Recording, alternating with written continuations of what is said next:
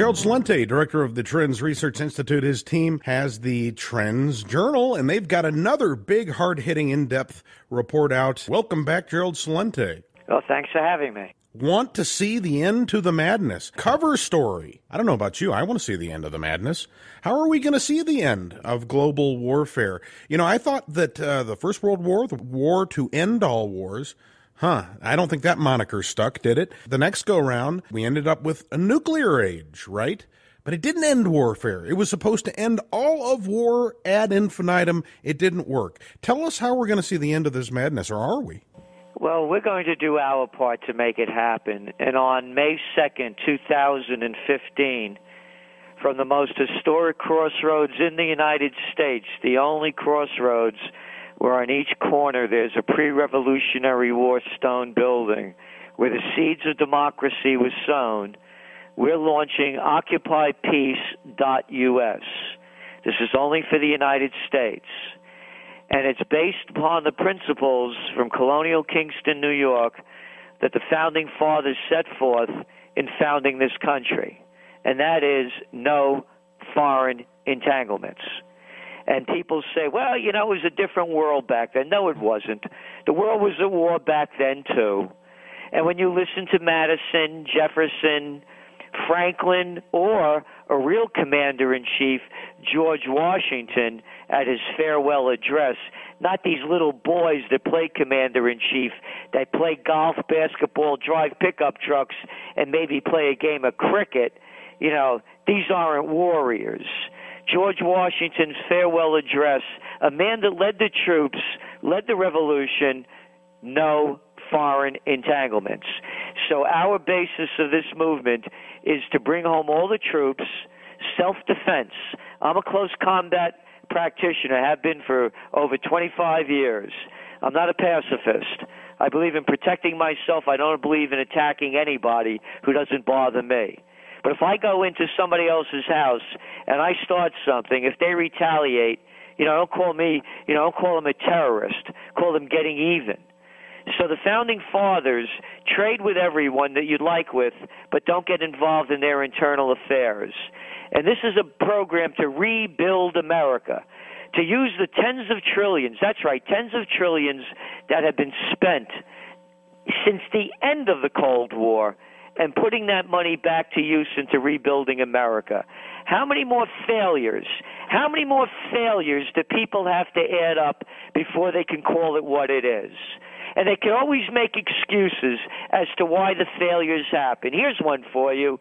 The Korean War, a failure. Vietnam, well, if you let us bomb them more, hey, you weren't happy killing 3 million and poisoning the entire joint with Agent Orange? How about Iraq? Well, we never should have pulled out. You never should have went there in the beginning. It was based on false information. In the real world, they call them lies. Saddam Hussein did not have weapons of mass destruction and ties to Al-Qaeda. How about Afghanistan, the longest war in American history? You pick up this week's New York Times, listen to what's going on over there in the UK. The generals in charge are saying, well, maybe we didn't get it right. The English are saying, yeah, no kidding. You didn't get it right the other time either, and neither did Alexander the Great, and neither did the Russians. And you guys are in there for 13 years, and now the Taliban are taking over the provinces where the troops are withdrawing from. So that's what our program is. And this isn't a peace rally. This is a fight for peace, because I would rather fight for peace than die for war. And it's not going to be one of those things where everybody chants, yay, yay, rah, rah, and then goes home. This is going to be takeaways. This is what we do to get we the people to decide the future of this country, not politicians that have sold us out for the military-industrial complex that General Dwight D. Eisenhower, five-star general, supreme commander of the Allied forces, no major wars were fought under his presidency, he warned us about. The military-industrial complex has taken over the nation, and now you could put onto that the cybersecurity industrial complex.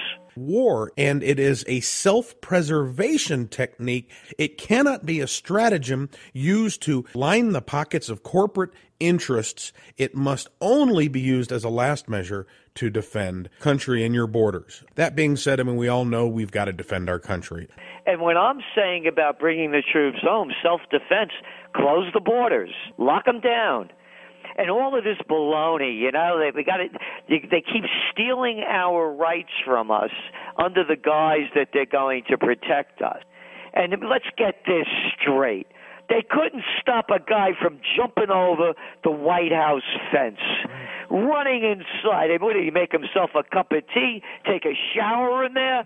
I mean, stop with the baloney. You know, as Benjamin Franklin said, they that can give up essential liberty to obtain a little temporary safety deserve neither safety nor liberty. And this is where I think you can really bring some perspective to the dialogue today. If we just kind of went back to World War I, World War II, we were no major military power. You might recall that it took incredible rallying power of our local industry, particularly our auto industry, aircraft industries, to get us into shape. I mean, we were just out of shape militarily speaking. The world looked to the United States at the end of World War II as this nation that still had it right. And you could come to the United States and you find the American dream. And this is why we're doing what we're doing. You talk about World War I, every historian knows, a totally avoidable war. And then it kept on going. You know, if there's 6 words that have destroyed America, I believe I can sum them up. Harvard, Princeton, Yale, bullets, bombs, and banks. A bunch of arrogant guys and girls who think they know better than us because they were born on third base, thought they hit a triple, and they're in the club. And I'll give you the example of it. This man, in my belief, in looking at the Founding Fathers, and that's Woodrow Wilson, the president of Princeton before he became president of the United States. He's the man that the war was ready to end in Europe. They were bankrupt. They were busted. It was over. He was the one that got us into these foreign entanglements at the level he did. And he also sold out the nation with the Federal Reserve. He was the biggest traitor to America. Harvard, Princeton, Yale, go down the list. Obama, Bush, Clinton. It's the same destructive club that are destroying the greatness of this country. As you well pointed out, the land of opportunity. We did a lot of terrible things in this country, but who in their life doesn't? But we also did a lot of great things in this nation that made us the beacon of freedom. Look, Obama is bombing Syria. They're bombing Syria. Against the Constitution, the Phony Wars Powers Act doesn't even make a play in it. And, hey, who's going to win the World Series? Hey, you think the Kardashians could come back? It is comical, isn't it? I mean, it's disgusting. You know, maybe we're getting the leaders that we deserve. I mean, it's been said that the people elect folks that reflect them the closest. Well, here's my campaign slogan for the midterm elections. Republicans, Democrats, Bloods or Crips, which gang of murderers and thieves are you going to vote for? And they're murderers and thieves. How many more millions do the Democrats and Republicans have to murder in the name of liberty and justice around the world? And how much more of our money do they have to steal from us in names of too big to fail, special tax breaks to their corporate friends, and inside deals? It's a tired cliche, I think, to even bring up Orwell. He's almost a caricature now, I guess, for a cliche, but it's just so appropriate. In 1984, it's almost like it is their guidebook for the powers that be, for our handlers, for our owners, to simply set the stage for complete lockdown control. War is peace. Peace is war. We've really covered this topic, and I'd like to get to another Trends Journal issue, and that's artificial intelligence. You're taking an interesting stance on this. You know, as we look at it, it's artificial intelligence in one way, but the artificial intelligence is also becoming the way of the world. We're doing another story and a follow-up to that. We're calling it The Walking Dead. Look at every way you look. People are walking, they're either texting, they have earbuds in their ears, they're talking, they're drinking these big 32-ounce gulps of whatever they got in these plastic cups. Yeah, toxic sludge. Or they're eating. So as we're going into this so-called information age, it's becoming easier and easier to sell people through technology. They're controlled. I was reading a story in the New York Times on a Sunday. It was Ariana Huffington and Kobe Bryant, one of these things, a basketball player. And I'm not into either of them, but I just wanted to read it to see where they were coming from. And the guy that's asking the question says words to the effect, well, all Americans are addicted to their cell phones. How about you? And I said, I don't have one. It's becoming the intelligence. That's what's becoming the realm of where we're going and where we've been, in the sense that there is no such thing as effective multitasking. I don't care what anybody says. I've read enough studies on it. And if you believe it does, there is such a thing.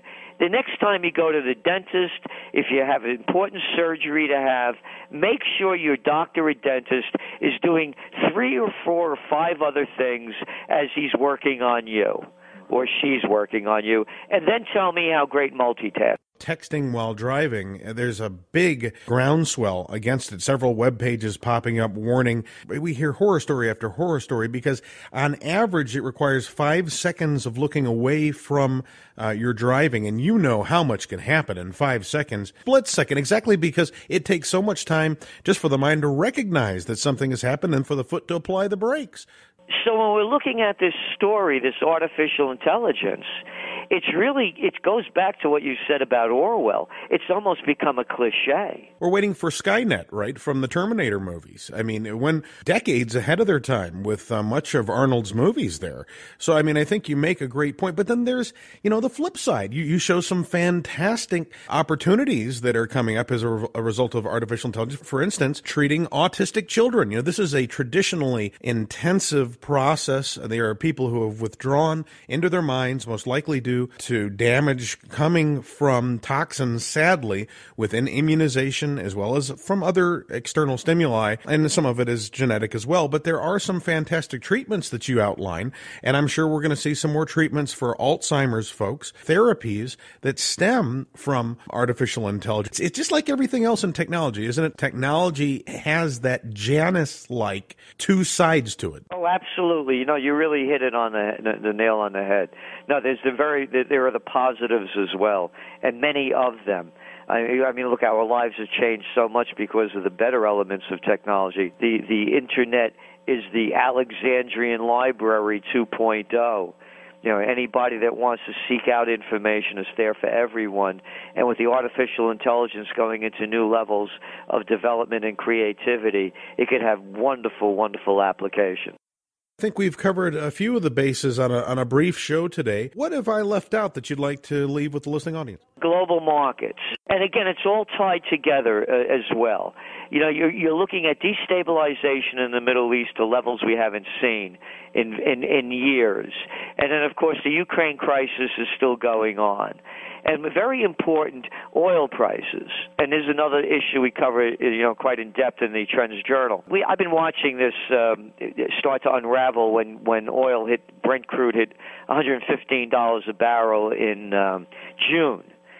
This is a demand issue. Yes, there's a lot of supply. There's no question about it. But it's more of a demand issue.